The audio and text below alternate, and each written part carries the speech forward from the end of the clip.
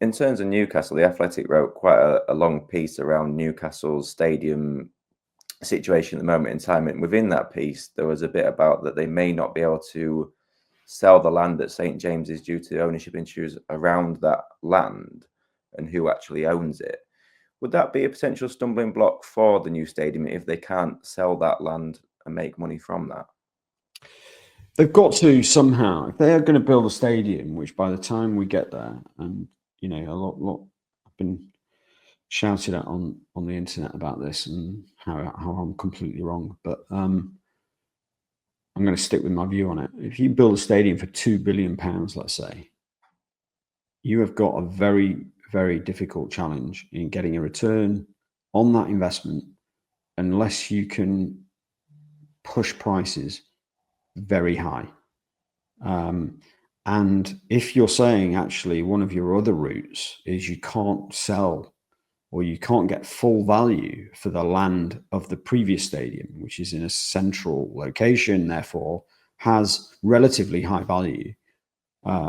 If you can't offset that £2 billion of investment of the new stadium by getting in, I don't know, whatever it is, hundreds of millions of pounds, let's say 250 million quid for the sale of the current site, then of course the economics, at some point the economics don't work on building a new stadium in Newcastle.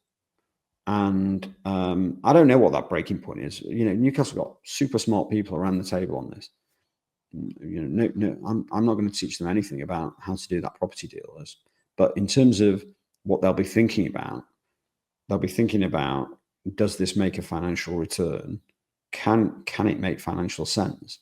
And if you keep taking bits out, you know, you're limited here, or you're not getting the return in from this plot of land because you've got a problem selling it, or you've got a planning issue, you know, maybe.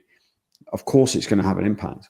So we'll just have to see. I mean, you know, I still think the most likely scenario is that they find a way to redevelop the stadium that they're currently in a cost-effective manner. That means that they're not having to invest, frankly, 2 billion. You know, it all starts to look just too expensive to spend £2 billion on a stadium.